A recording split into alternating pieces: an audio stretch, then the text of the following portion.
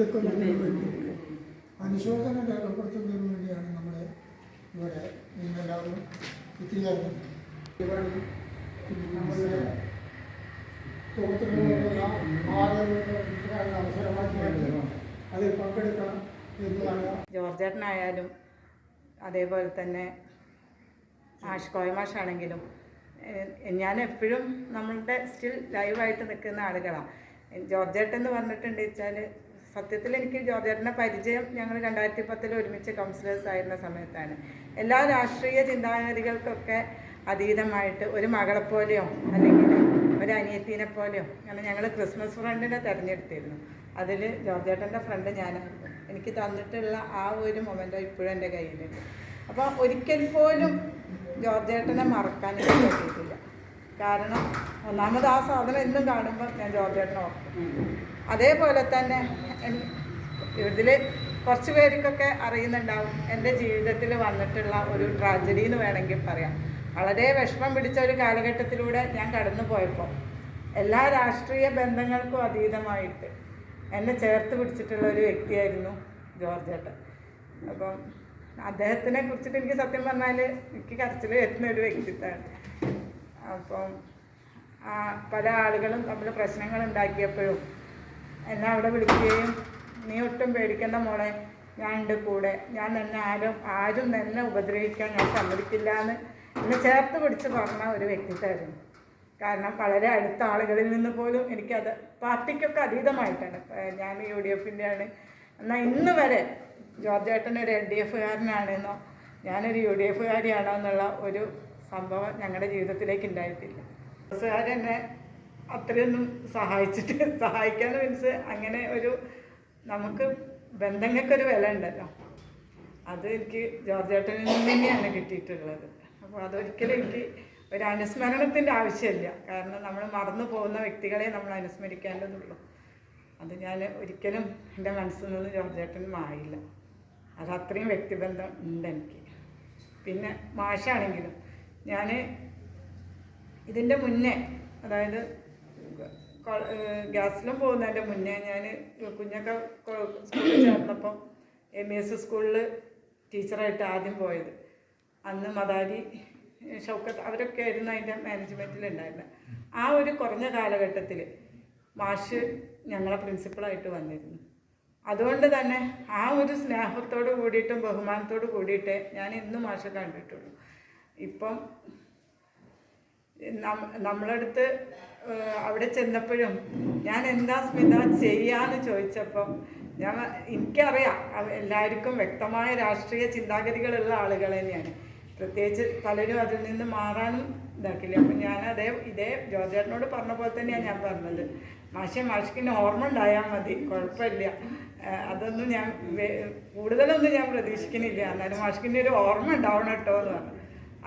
അത് ഞാനിപ്പം ഇലക്ഷൻ കഴിഞ്ഞിപ്പം ഈ ഒരു നമ്മളെ വാർഡ് സഭേൻ്റെ 2 ദിവസം മുന്നെയോ അല്ലെങ്കിൽ അതിൻ്റെ ശേഷമാണ് തോന്നുന്നുണ്ട് ഞാൻ ചെന്ന് കണ്ടപ്പോഴും എന്താ വർത്തമാനം, നല്ല കാര്യങ്ങളായിട്ട് പോണില്ലേ എന്ന് ചോദിച്ചു. അങ്ങനെയുള്ള വ്യക്തികൾ പെട്ടെന്ന് തന്നെ ഇനി ഒരിക്കലും നമുക്ക് കാണാൻ കഴിയില്ല എന്നുള്ള, ഓർക്കാൻ ഈ പറഞ്ഞ പോലെ എപ്പോഴും സാധിക്കും, പക്ഷേ കാണാൻ കഴിയില്ല. നമുക്ക് എന്തെങ്കിലും ഒരു അത്യാവശ്യം വരുമ്പോൾ ഒരു താങ്ങ് വേണമെന്ന് തോന്നുമ്പോൾ നമുക്ക് സമീപിക്കാൻ കഴിയില്ല എന്നുള്ള അത് ഏറ്റവും ദുഃഖകരമായിട്ടുള്ള ഒരവസ്ഥയാണ്. അതേപോലെ തന്നെയായിരുന്നു നമ്മളിപ്പം ഈ പറഞ്ഞിട്ടുള്ള വർഗീസായിട്ട് അദ്ദേഹത്തെ ഈ ഒരു സമയത്ത് നമുക്ക് എല്ലാവർക്കും ഉണ്ട്. ഈ പറഞ്ഞ പോലെ ജോർജേട്ടനൊന്നും എനിക്ക് എൻ്റെ ജീവിതത്തിൽ ഒരിക്കലും ഞാൻ മരിക്കുന്നവരെ ഞാൻ മറക്കാൻ പോകുന്നില്ല. അപ്പം അത്രയും എനിക്ക് പിൻബലമുള്ള വ്യക്തിയായിരുന്നു. ഇത് അവരുടെ മരണത്തിൽ ഒരുപാട് ദുഃഖമുണ്ട്, അഗാധമായ ദുഃഖം തന്നെ രേഖപ്പെടുത്തും. പാർട്ടാണ് മാഷ അല്ലേ, പാട്ടുകൂട്ടത്തിൻ്റെ മാത്രമല്ല ഇത് പൊതുവെ ഏറ്റവും ഒടുവിൽ നമ്മൾ ഇവിടുന്ന് ഒരു നഗരസഭ 10 ബസ്സിന് ടൂറുണ്ട്, പൈസ വാങ്ങാതെ ടൂറുണ്ട്. ആ ടൂറ് പോയിലെ പ്രധാന കഥാപാത്രം മാഷായിരുന്നു. മാഷ് പാട്ടൊക്കെ എനിക്കൂടെ നന്നായി അതിൽ എൻജോയ് ചെയ്തിട്ടില്ല. ആ ബസ് പോയ ആളുകൾക്ക് അറിയാം മാഷ് ഒരുപാട് പാട്ട് പാടി. അന്ന് രാത്രി എന്നെ വിളിച്ചിട്ട് ആ പാട്ടിൻ്റെ വീഡിയോ ഒന്ന് അയച്ചു തരണം. എനിക്ക് അതിൻ്റെ വീഡിയോ ഒന്നുമില്ല. അങ്ങനെ ഞാൻ നാജിയാനെ വിളിച്ചു, അവിടെ നിന്നൊക്കെ സംഘടിപ്പിച്ചിട്ടാണ് മാഷിന് ആ വീഡിയോ അയച്ചു കൊടുത്തത്. ആ വീഡിയോ മാഷ് ഗ്രൂപ്പിലേക്ക് ഇട്ടിട്ട് പക്ഷെ അത് വളരെ എനിക്കൊണ്ട് അവസാനം മാഷ് നിന്ന് തന്നെ ഈ പകൽ വീടാണോ എന്ന് തോന്നുന്നു. കാരണം കുറേ ആയിട്ട് വീട്ടിൽ മാത്രം ആ സിറ്റൗട്ടിൽ മാത്രം രാവിലെ പത്രം വായിച്ച് അങ്ങനെ ഇരിക്കുന്ന ഒരു ശൈലി. അവരൊക്കെ മാത്രമാണ് ഇടക്കൊന്ന് പോയി അവിടെ പോയി മൂപ്പറേറ്റ് കണ്ട് സംസാരിച്ച് ഓരോരു അങ്ങനത്തിലായിരുന്നു. പിന്നെയാണ് നമ്മൾ പകൽ വീട്ടിലെ സജീവമായിട്ട് വന്നത്.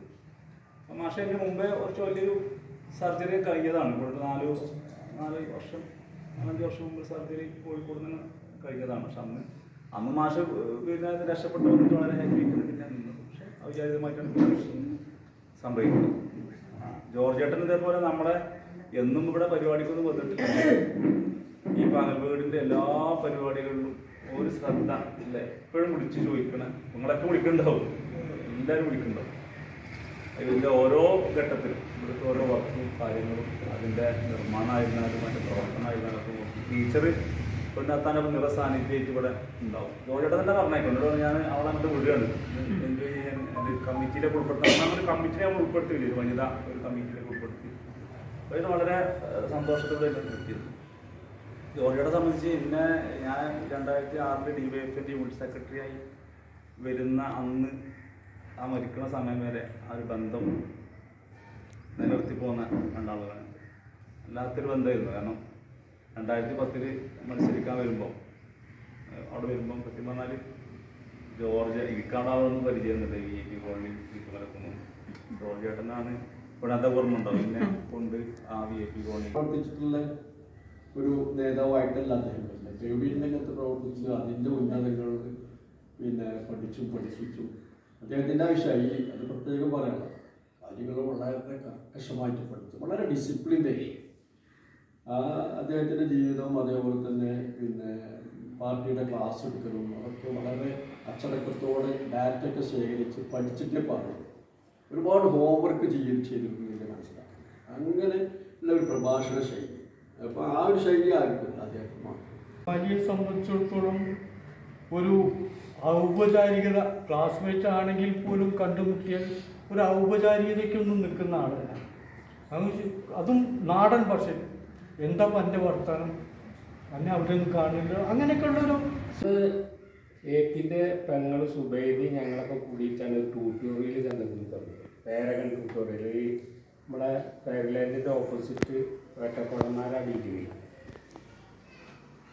അങ്ങനെ സുബൈദക്ക് കല്യാണം വന്ന് കല്യാണം കഴിച്ച് പോവുക. അപ്പോൾ ഈ പേരകൻ എന്ത് ചെയ്യുന്നില്ല ചർച്ച ചെയ്യും. AP അത് ഏറ്റെടുക്കണം എന്നാണ് എല്ലാവരും പറഞ്ഞത്. പക്ഷേ APയുടെ അന്നത്തെ സ്ഥിതി പറഞ്ഞാൽ 75-ലാവും AP ഡിഗ്രി കഴിഞ്ഞല്ലേ?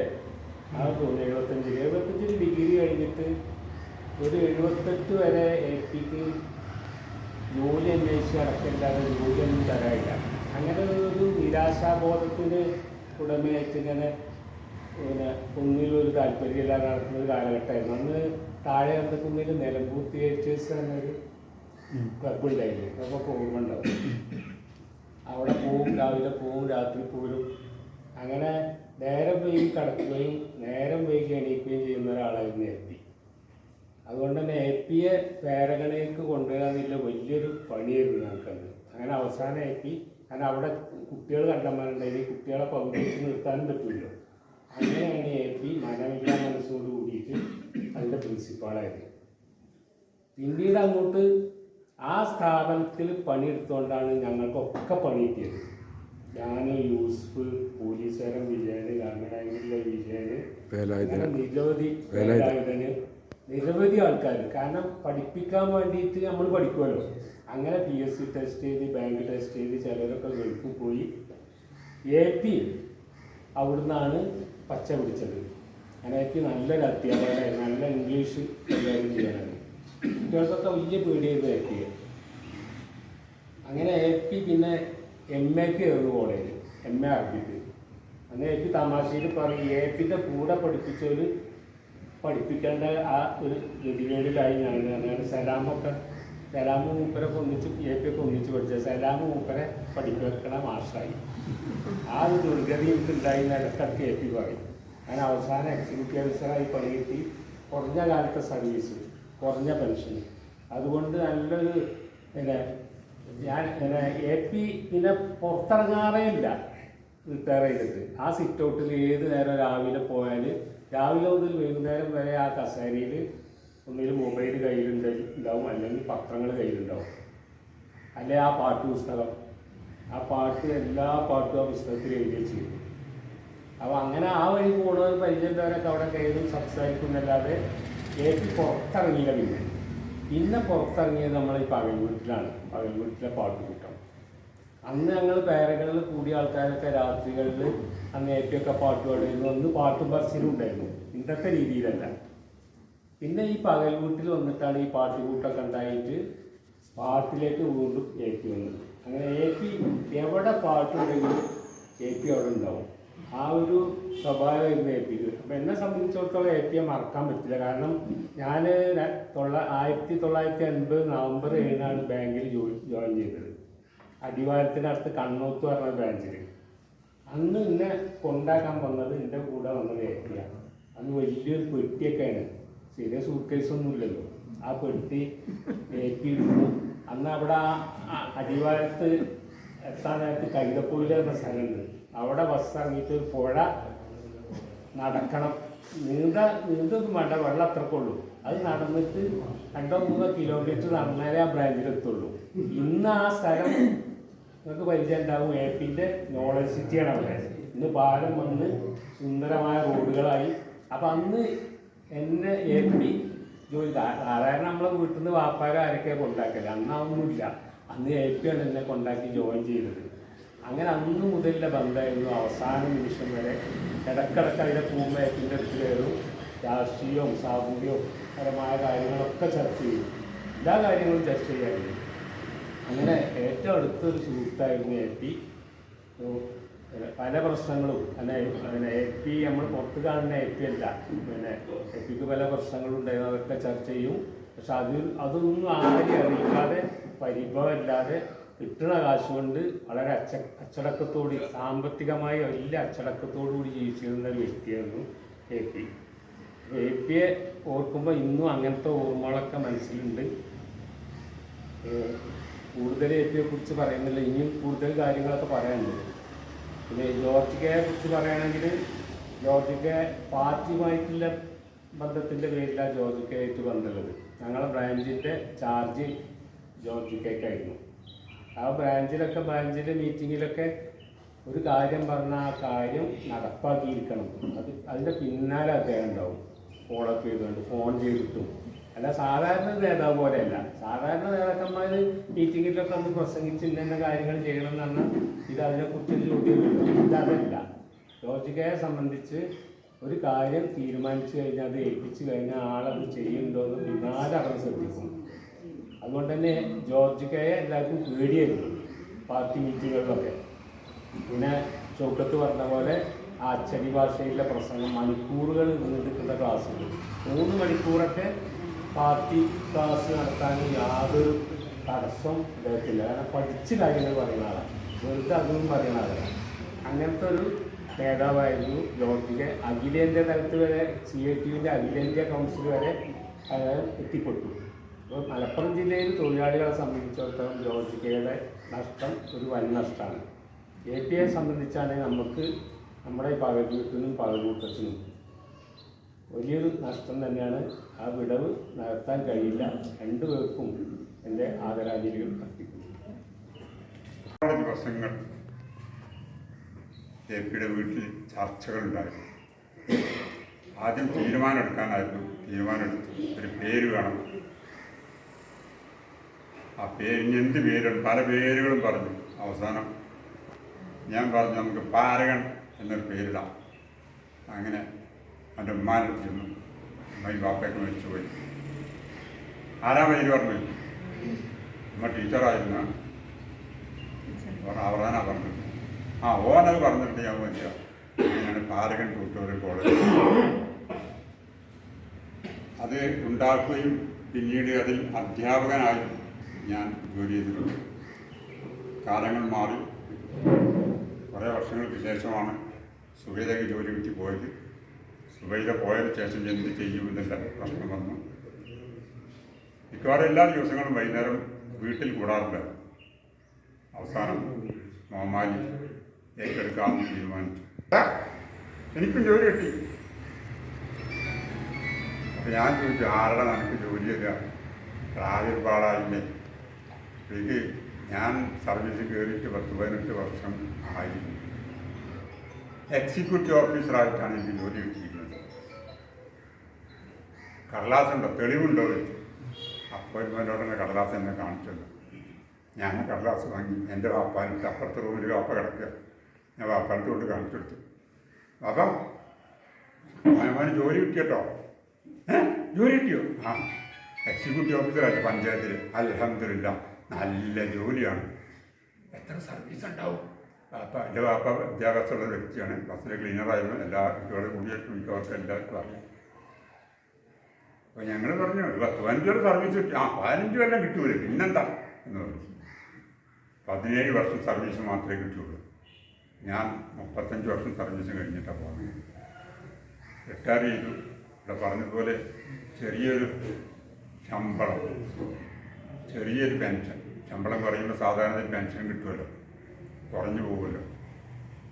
ജീവിതത്തിൻ്റെ ഒരു പീരീഡിൽ, ഒരു കാലഘട്ടത്തിൽ ആരോടും കടം വാങ്ങിക്കുക എന്നുള്ളൊരു പരിപാടി ഇല്ല.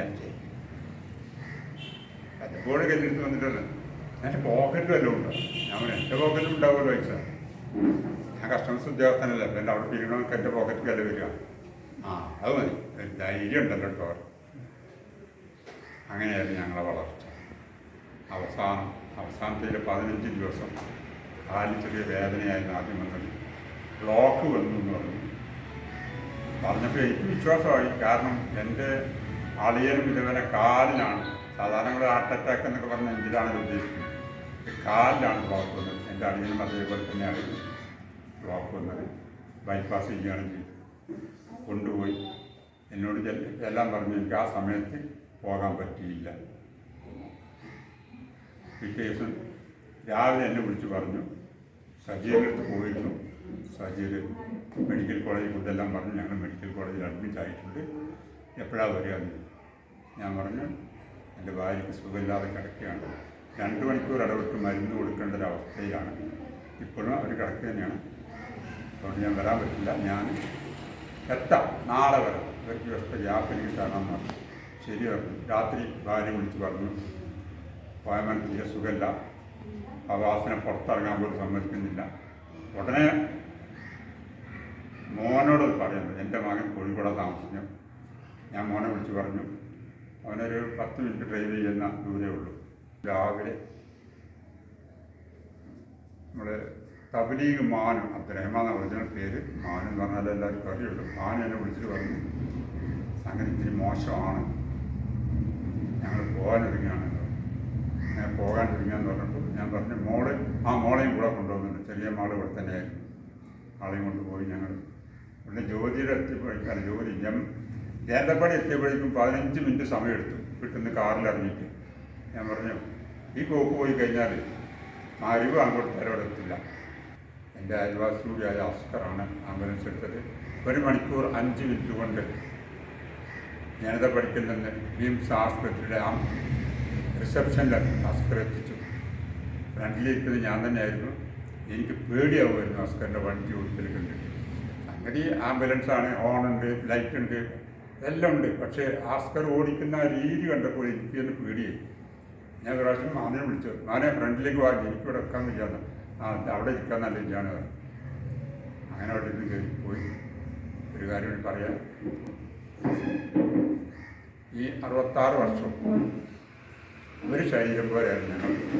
വികാരങ്ങൾ അന്യോന്യം പങ്കിട്ടുകൊണ്ട് എൻ്റെ വിവാഹത്തിൻ്റെ അന്ന് എൻ്റെ ഭാര്യ ഇതല്ല, എൻ്റെ ഭാര്യ ഇതല്ലടാ, എൻ്റെ ഭാര്യയാണെങ്കിൽ അവിടെ ഒരു പാട്ട് പാടണം. ഞാൻ പറഞ്ഞു, അത് പാട്ട് അറിയുമെന്ന് എനിക്കറിയില്ല, അതൊന്നും ഞാൻ ചോദിച്ചിട്ടില്ല. അവളെ എന്നിട്ട് പറഞ്ഞു, ഞങ്ങളുടെ നാട്ടിൽ ഒരു പാട്ട് പാടുന്ന പരിപാടി ഉണ്ട് കല്യാണത്തിന് പെണ്ണുങ്ങൾ, അതുകൊണ്ട് ഒരു പാട്ട് പാടണം. അപ്പോൾ അവൾ ആകെ അന്തം വിട്ടിരിക്കുന്നുണ്ട്. ഈ നാട്ടിലങ്ങനെ സിസ്റ്റം ഉണ്ട് എന്നാണ് പറയുന്നത്, എനിക്കറിയില്ല. ഒരു കാര്യം തീരുമാനിക്കുന്നതേക്ക്, കാരണം ഭാര്യ ചേരുപാട്ടുകാരിയാണ്. ഭാര്യയുടെ ഫാദർ പാട്ടുകാരനായിരുന്നു. ഫാദറിൻ്റെ അനിയൻ തൃശ്ശൂർ നിലയത്തിൽ നിന്ന് സ്ഥിരമായിട്ട് പാട്ട് പാടിയിരുന്ന ആളായിരുന്നു. ഒരു പാട്ട് പാടി, ആ പാട്ടും ചിലപ്പോഴൊക്കെ ഇടയ്ക്കിടയ്ക്ക് ഇങ്ങനെ മാമാരിങ്ങനെ മൂടും. ബന്ധങ്ങൾക്ക് വല്ലാതെ വില കൊടുത്തിരുന്ന വ്യക്തിയായിരുന്നു. ഇപ്പോഴും ഇന്നലെയും ശനിയാഴ്ചയും ഞായറാഴ്ചയും തിങ്കളാഴ്ചയും ഞാൻ KPയുടെ വീട്ടിൽ തന്നെയായിരുന്നു. ഇപ്പോഴും വരുമ്പോഴും ഞാൻ അവിടെ കയറിയിട്ട് തന്നെയാണ് വരുന്നത്. എന്താ ചെയ്യേണ്ടതെന്നറിയില്ല. എന്തോ ഒരു കുറവ് എന്താണെന്ന് മനസ്സിലാവുന്നില്ല. എൻ്റെ ഭാര്യ പറയും, സമാധാനമായിരിക്കും, നമ്മളും ക്യൂവിലാണ്. പെപ്സിയുടെ ഒരു പരസ്യം ഉണ്ടായിരുന്നു കൊണ്ട്, അമാര നമ്പർ കബായക എന്ന് പറഞ്ഞിട്ട്. അതേപോലെ നമ്മളും ഉടനെ പോകുന്നവരാണ്. ഒരു കാര്യം കൂടി പറയാൻ വിചാരിച്ചിരുന്നു. മുഹമ്മദ് അലിയോട് ഏറ്റവും അവസാനമായി സംസാരിച്ച വ്യക്തി ഞാൻ തന്നെയാണ്.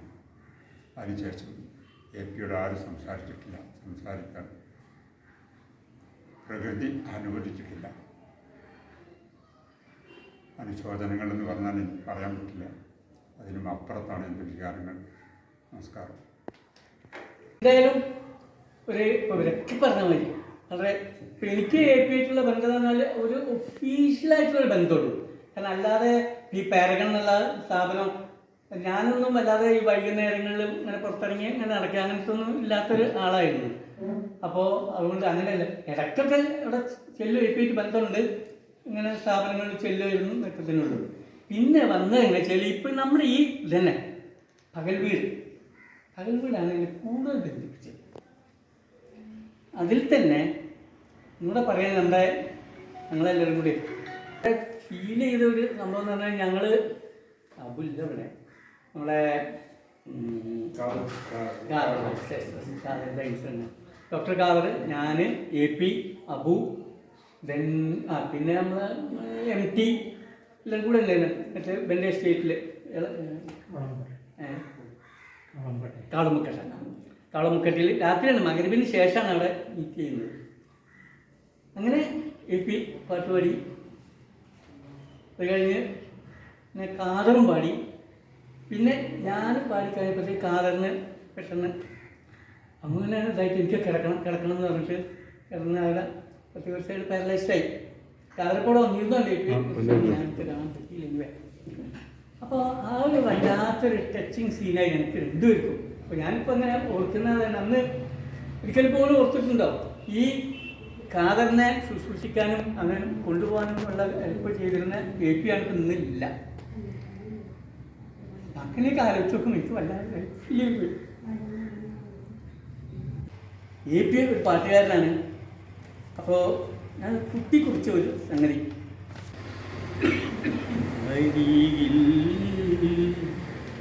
AP ഉണ്ടായിരുന്നെങ്കിലെന്നു ഞാൻ ഒരു മാത്ര വെറുതെ നിലച്ചുപോയി, ഒരു മാത്ര വെറുതെ നിലച്ചുപോയി. അരികിൽ AP ഉണ്ടായിരുന്നെങ്കിലെന്നു ഞാൻ ഒരു മാത്ര വെറുതെ നിലച്ചുപോയി, ഒരു മാത്ര വെറുതെ നിലച്ചുപോയി. കേരളയിൽ രാത്രി പിരിഞ്ഞ നേരം, കേരളയിൽ രാത്രി പിരിഞ്ഞ നേരം ഞങ്ങൾ ഖാദറിൻ കാര്യങ്ങളോർത്തിരുന്നു. പിന്നിട്ട ദിനങ്ങളിൽ ഓരോരോ കാര്യങ്ങൾ ഫോണിലൂടെ ഞങ്ങൾ പകർന്നിരുന്നു. ഏതോ നിമിഷത്തിൽ APയുമായുള്ള വാചകമേളകൾ നിനച്ച നേരം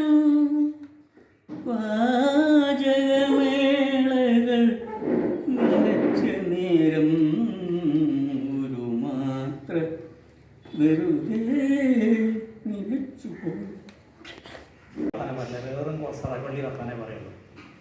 അങ്ങനെ ഒരു ഇത്. പിന്നെ നിങ്ങൾ പറഞ്ഞ ഈ പാട്ടുകൂട്ടം വന്നതോടുകൂടി അതിൽ ഞങ്ങൾ സജീവമായി പാട്ടും കളിയൊക്കെ നടന്നു. ഒരുപാട് ആത്മബന്ധങ്ങളൊക്കെ ഉണ്ടായിരുന്നു. അതുപോലെ തന്നെ ജോർജ് ആൻ്റണി, ഈ പറഞ്ഞ അർത്ഥത്തിൽ തന്നെ ജോർജ് ആൻ്റണിയുടെ വീടിൻ്റെ മുറ്റത്ത് കൂടി വരിക, പുള്ളിയുടെ മുറ്റത്തുണ്ടാവും, കൈവീശി വന്ന് ഒരു അഭിവാദ്യം പറയും, അങ്ങനെ പോകും. ഏതായാലും ഒരുപടി ഓർമ്മകളുമായിട്ട് നമുക്ക് തന്നെ നടന്നു പോകാം, അത്രയേ ഉള്ളൂ. മരണപ്പെട്ടു പോയ 2 സുഹൃത്തുക്കൾക്കും ആദരാഞ്ജലികൾ അർപ്പിക്കുന്നു. കുടുംബങ്ങൾക്കും അതുപോലെ തന്നെ അവരുടെ ദുഃഖത്തിൽ പങ്കുചേരുന്നു. അന്ന് പരിചയമുണ്ട്, പിന്നീട് പലതവണ പല സ്ഥലത്ത് വെച്ച് കണ്ടിട്ടുണ്ടെന്നല്ലാതെ ഞാനൊന്ന് താമസം കോട്ടുംപാടത്താണ് ഇവിടേക്കായിട്ട്. പിന്നെ ഇവിടെ ഇപ്പോൾ പകൽ വീട്ടിലും അതുപോലെ പെൻഷനേഴ്സ് യൂണിയൻ്റെ യോഗങ്ങളിലും ഒക്കെയാണ് സജീവമായിട്ട് കാണാൻ തുടങ്ങിയിട്ടുള്ളത്. എന്തായാലും നല്ലൊരു വ്യക്തിത്വമാണ്. യോഗത്തിൽ ആദരാഞ്ജലികൾ അർപ്പിക്കുകയാണ്. ജോർജ് ആൻ്റണി സാറിനെ വ്യക്തിപരമായിട്ട് വലിയ പരിചയമൊന്നും എനിക്കില്ല. CITUവിൻ്റെ നേതാവാണെന്നും പാർട്ടിയുടെ പ്രധാന പ്രവർത്തകനാണെന്നുള്ള വിവരം മാത്രമേ എനിക്കുള്ളൂ. കോയമോൻ മാഷിൻ്റെ പേര് കോയമോൻ എന്നല്ല, AP മാമാരിയാണെന്ന് ഈ അടുത്താണ് ഞാൻ അറിഞ്ഞത്. കാരണം അന്ന് കാലത്തെ കോയമോൻ എന്നാണ് വിളിച്ചിരുന്നത്. അധ്യാപകനായിട്ട് അറിയാം. പിന്നെ അവരുടെ വീട് ഒരു പ്രത്യേക സെറ്റപ്പായിരുന്നു എന്ന് അന്നേ എനിക്ക് തോന്നിയിട്ടുണ്ട്. അവർ കോഴിക്കോട്ട് നിന്ന് വന്ന് താമസിക്കുന്നവരായിരുന്നു എന്ന് എനിക്ക് തോന്നുന്നത്. പിന്നെ ഒരു അധ്യാപികയായിരുന്നു, കുട്ടികൾക്കൊക്കെ ട്യൂഷൻ കൊടുക്കുന്ന ഒരു അധ്യാപികയായിരുന്നു. അതുകൊണ്ട് തന്നെ ഒരു സാംസ്കാരിക പരിസരം അവരുടെ വീട്ടിനകത്ത് എപ്പോഴും ഉണ്ടായിരുന്നു. അവരുടെ ഭാര്യ AP മലയാക്കാൻ്റെ ഭാര്യ മഞ്ചേരിക്കാരിയാണ്. ഞങ്ങൾ രണ്ടുപേരും ഒരുമിച്ച് ഒരു ട്യൂട്ടോറിയലിൽ ഒരുമിച്ച് വർക്ക് ചെയ്തിരുന്നു. അപ്പോൾ ആ ഒരു ബന്ധം ഉള്ളത് കൊണ്ട് തന്നെ ഞാൻ ഇടയ്ക്ക് അവിടെ പോകുമായിരുന്നു. അപ്പോൾ അവരുടെ വീട്ടിൽ അന്നത്തെ കാലത്ത് 80കളിൽ ഒരുപാട് മാസികകൾ നിരത്തി വെച്ചിട്ടുണ്ടാവും. അന്ന് മലയാളത്തിൽ ഇറങ്ങുന്ന മിക്ക മാസികകളും അവിടെ ഉണ്ടാവും. അപ്പോൾ ഞാൻ ആലോചിക്കും, നമ്മുടെ ഒന്നും വീട്ടിൽ ആകെ ഒരു മനോരമ, ഒരു മംഗളം, ഒരു കുടുംബത്തിൽ ഒന്നുണ്ടാവും. അത് പരസ്പരം മാറി വായിക്കുന്ന കാലത്തും ഇത്രയും മാസികകൾ അവരുടെ വീട്ടിൽ ആ ടീപ്പോയിൽ ഉണ്ടാവും. പഴയ മാസികകളൊക്കെ വളരെ വൃത്തിയായിട്ട് ഒരു ഷെൽഫിൽ അടുക്കി വെച്ച അങ്ങനെ ഒരു പരിസരം ഞാൻ അന്ന് 80കളിൽ കാണുന്നത് ആ വീട്ടിലാണ്. അന്ന് വിദ്യാഭ്യാസത്തിൻ്റെ കാര്യത്തിൽ ആ വീട്ടിലുള്ള 3 പേരും നല്ല വിദ്യാഭ്യാസമുള്ളവരായിരുന്നു. AP, സുബൈദ്, നൂർജഹാൻ 3 പേരും ഉയർന്ന വിദ്യാഭ്യാസ നിലവാരമുള്ളവരായിരുന്നു. പക്ഷെ അന്നത്തെ കാലത്ത് എന്തുകൊണ്ട് ഇവരൊക്കെ പറഞ്ഞ പോലെ ജോലി കിട്ടാൻ വളരെ വൈകിപ്പോയി. APക്ക് സുബൈദാക്ക് ജോലി കിട്ടിയിട്ടില്ല എന്നാണ് ഞാൻ മനസ്സിലാക്കുന്നത്. പിന്നെ അവരെ കല്യാണം കഴിഞ്ഞ് പോവുകയാണ് ചെയ്തത്. നൂർജഹാനാണ് രക്ഷപ്പെട്ടത്. നൂർജഹാൻ കോടതിയിൽ ജോലി കിട്ടി, വയനാട്ടിലേക്ക് കല്യാണം കഴിഞ്ഞു. അത് ശരി. അപ്പോൾ ഏതായാലും വളരെ വൈകി. അന്നത്തെ കാലത്തൊക്കെ പഠിച്ച ഉടനെ ജോലി കിട്ടുന്ന ഒരു കാലത്തും കുറച്ച് വൈകിയാണ് അവർക്കൊക്കെ ജോലി കിട്ടിയത് എന്ന് ഒരു ഓർമ്മ എനിക്കുണ്ട്. ഏതായാലും 2 ജോർജ് ആൻ്റണിയുടെയും മാഷിൻ്റെയൊക്കെ നിര്യാണത്തിൽ വേദന ഉണ്ട്, പ്രയാസങ്ങളുണ്ട്. എല്ലാവർക്കും 2 പേർക്കും ആദരാഞ്ജലി. 2 പേരുടെയും ആകസ്മികമായ മരണം എന്ന് വേണമെങ്കിൽ പറയാം. കാരണം എന്ന് വെച്ചാൽ പെട്ടെന്ന് അങ്ങനെ കിടപ്പിലായാണ്ട് മരിച്ചൊന്നുമല്ല. അപ്പോൾ അവരുടെ മരണത്തിൽ അനുശോചന യോഗമാണ് നമ്മൾ ചേരുന്നത്. പിറ്റേ ദിവസം തന്നെ ചേരണം എന്ന് മനസ്സിൽ കരുതിയെങ്കിലും മറ്റത് എല്ലാവരോടും കൂടി ആലോചിച്ച് കൗൺസിലർമാരെയും കൂടി അതാണ് ഒരു ദിവസം നീളാൻ കാരണം. അപ്പോൾ ഈ 2 പേരുടെയും മരണത്തിൽ അനുശോചനം രേഖപ്പെടുത്തുന്നു. സുഹൃത്തുക്കളെ, എനിക്ക് ഈ 2 എൻ്റെ ഇടം വരണം. ജോർജ് ആൻ്റണി, മുഹമ്മദ് അലി എന്ന 2 എൻ്റെ അടുത്തും വരത്തില്ല സുഹൃത്തുക്കളാണ്. AP മുഹമ്മദിനോട് എന്ത് പറഞ്ഞാലും സീരിയസ് ആയിട്ട് പറയും. ഇങ്ങനെ കാര്യങ്ങൾ പറയലാണ്, സീരിയസ് ആയിട്ട് പറയും. പക്ഷെ നമ്മൾ അങ്ങനത്തെ ഒരാളാണ്. എൻ്റെ കുട്ടികളെയൊക്കെ പാറകളിൽ പഠിപ്പിച്ചതും അവർക്ക് ജോലി കിട്ടിയതും AP മുഹമ്മദ്, ബിന്ദുലാലി, തേന അവരൊക്കെ ജോലി കിട്ടിയത് AP മുഹമ്മദ്. പിന്നെ അതിന് എനിക്കൊരിക്കലും മറക്കാൻ പറ്റില്ല. ഞങ്ങളുടെ ഒപ്പം പാട്ട് പാടി, അത് എനിക്ക് ഓർക്കുമ്പോൾ സങ്കടമാണ്. പിന്നെ ജോർജ് ആൻ്റണി അന്ന് ഞങ്ങളുടെ വീട്ടിൽ ഞങ്ങളൊരാളിനെ പോലെയാണ്. 2 വീടാണെങ്കിലും പറ്റിയ വീടായിട്ടാണ് ഞങ്ങൾ കഴിയുന്നത്. എല്ലാ കാര്യത്തിനും എനിക്ക് ഹസ്ബൻഡില്ലല്ലോ. അപ്പം കുറേ പ്രയാസപ്പെട്ട് 35 വർഷം ഹസ്ബൻഡ് ഗൾഫിലായി തിരിച്ചു വന്ന് ക്യാൻസർ അതിന് മരുന്ന് വാങ്ങിയെങ്കിൽ ഒരു കുപ്പിക്ക് എന്തോ 1000 റുപ്യ. ആ ഗുളിക തീർന്നു. അത് വന്ന് അന്വേഷിക്കലും കൊടുക്കലും എല്ലാം എൻ്റെ ഭർത്താവിൻ്റെ കാര്യമൊക്കെ സാറ് ഇരുന്ന് ചെയ്തിരുന്നു. ഇപ്പോഴും എൻ്റെ മോൻ്റെ കുട്ടി SSC ഒക്കെ പഠിക്കുന്നുണ്ട്. അതിൻ്റെ എല്ലാം ഒരു കമ്പ്യൂട്ടർ അന്നത്തോത്തിന് അവിടെ വാങ്ങിക്കൊടുത്ത് ഞങ്ങളെ വീട്ടിലൊരെണ്ണം പോലെയാണ് ജോർജിക്കാരൻ. ബാക്കികളില്ല, 2 പേരിൻ്റെ ഇടപാട്. വൈകാതിരിക്കുന്നതാണ്. 6ാം ക്ലാസ് മുതൽ AP മുഹമ്മദ് 6ാം ക്ലാസ്സിൽ ഞങ്ങൾ ഒന്നിച്ച് 6, 7 ഒന്നിച്ച് വിട്ടത്. അതുമുതൽ ബന്ധം നിലനിർത്തിയാണ് സുബൈദ അടക്കം. KRC ഒക്കെ അതിൽ ഹൈസ്കൂൾ വന്നപ്പോൾ KRC ഒക്കെ വാക്കുകളുണ്ടാകും. പിന്നെ ജോർജ് K. ആൻ്റണി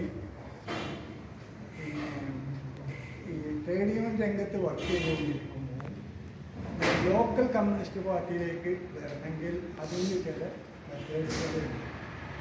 അങ്ങനെ ആ ജോർജ് K. ആൻ്റണി ആദ്യമായി പാർട്ടി അംഗത്വം എടുത്തത് ഞാൻ ലോക്കൽ സെക്രട്ടറി ആയിരിക്കുന്നു ലോക്കൽ കമ്മിറ്റിയിലേക്കാണ്. സമയം കളയുന്നത് ശരിയല്ല എന്ന് നിർത്തുകയാണ്. അടുത്തതായിട്ട് 2 വാരം സംസാരിക്കാൻ വേണ്ടി ഞാനിന്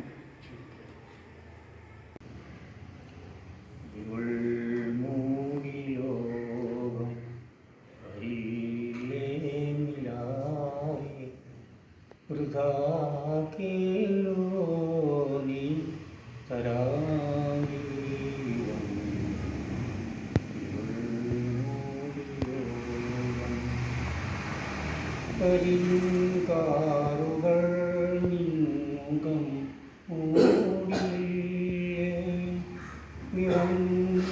നിറങ്ങാർന്നമാറി മനം കേളുകില്ലേ അതാവാം യഥാർത്ഥം വരില്ലേ AP ആയിട്ട് ഒരു എനിക്ക് പരിചയം. അപ്പോൾ വളരെ നല്ല വ്യക്തിയായിരുന്നു. 2 പേരുടെയും മരണത്തിൽ ആദ്യം അനുശോചനം അറിയിക്കുകയാണ്. പിന്നെ ഈ പരിപാടിയിൽ പങ്കെടുത്ത എല്ലാവരോടും നന്ദി പറഞ്ഞുകൊണ്ട് യോഗം വെച്ചു.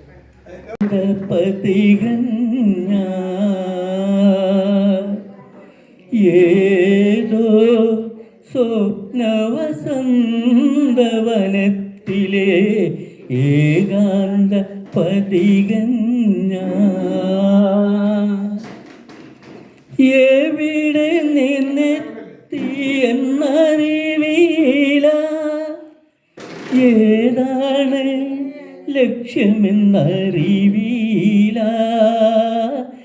എവിടെ നിന്നെത്തി എന്നറിവില്ല, ഏതാണ് ലക്ഷ്യമെന്നറിവില്ല. മാനവ സുഖമെന്ന മായാമൃഗത്തിനെ തേടുന്ന പാന്തൻ ഞാൻ, തേടുന്ന പാന്തൻ ഞാൻ, ഏകാന്ത പതികൻ ഞാൻ, ഏതോ സ്വപ്നവസന്തവനത്തിലെ ഏകാന്ത പതികൻ ഞാൻ. പാരാകെ ഇരുളിൽ പതിക്കുമ്പോൾ പാദം നടന്ന് തളരുമ്പോൾ, പാരാകെ ഇരുളിൽ പതിക്കുമ്പോൾ പാദം നടന്ന് തളരുമ്പോൾ, പാദതനരികിൽ ആകാശം നിവർത്തിയ കൂടാരം പൂകിയുറങ്ങും ഞാൻ, കൂടാരം പൂകിയുറങ്ങും ഞാൻ, ഏകാന്ത പതികൻ ഞാൻ, ഏതോ സ്വപ്നവസന്തവനത്തിലെ ഏകാന്ത പതികൻ ഞാൻ